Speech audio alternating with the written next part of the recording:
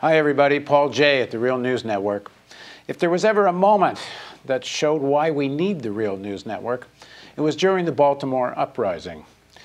Mainstream news first reported on the murder of Freddie Gray, and it was the video of Freddie Gray that became the iconic image.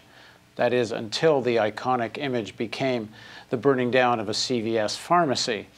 Once young people who had been corralled and cornered towards Pennsylvania and north, and I mean that, corralled and cornered, because the high school that opened up right outside the mall where the original confrontation with police took place, well, that high school emptied and the students had no buses and no subway, metro to get on because they'd all been closed down. Then, with hundreds of students milling around, the police started forcing them down towards the Pennsylvania north corner. Yes, stone throwing began. Yes, one pharmacy burnt down. But how does that compare to the murder of Freddie Gray? Well, for the mainstream media, it all became about thugs and criminals and vandals and rioting. That all of a sudden became far more important than homicide. Well, not on the Real News. On the Real News, we focused on the murder of Freddie Gray. We also contextualized what happened, why young people had been cornered at Pennsylvania North. We also talked about the need for people to protest and resist the conditions they live in. And we didn't just pay some lip service to the fact that there's poverty or chronic poverty in Baltimore, which occasionally you could hear as an underlying cause on places like CNN. We talked about why there's poverty. We talked about how profit is made through poverty. For example, through keeping wages low. Someone can work at Johns Hopkins cleaning surgical rooms for $13 an hour. Or the incarceration industry, which makes millions of dollars for people that build and maintain and service prisons, bail bondsmen, and the judiciary, and of course the police force. We talked about real estate speculation, wanting to keep areas unlivable so that they can be gentrified.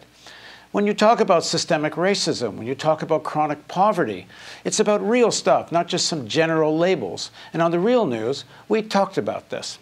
We didn't fall for the mainstream narrative, quite the contrary. We created a narrative that was not just made-up fiction, but based on facts and based on what was really going on, was in the interest of ordinary people. And that's why we need the Real News Network, especially at times of crisis, especially in moments like these. We need a network that doesn't bow to pressure. We need a network that's independent from government, from corporations, from advertising, so we can simply go where the facts lead. And if you want the real news, well, we have a fundraising campaign on, and I know you're getting pitched from all kinds of places, but let me say this clearly. If we're going to achieve what we've set out to do in Baltimore, we can't do it without you contributing in this campaign and in other campaigns when we ask for support. Our basic funding does not cover the costs of the expansion in Baltimore. In fact, it doesn't cover the costs that we maintained covering the Baltimore uprising. Live from the streets and from our studio, panels of some of the leading figures in Baltimore, debating and discussing constitutional rights and the whole issue of community control of police and the underlying issues and conditions that face the people of Gilmore Homes, the place where Freddie grew up, many months before Freddie was killed. I don't think you'll find anything comparable with the breadth and depth of the coverage we've been producing during the Baltimore uprising and before it and since. We've been dealing with the issue of who owns stuff and who has power. Where will effective solutions really come from?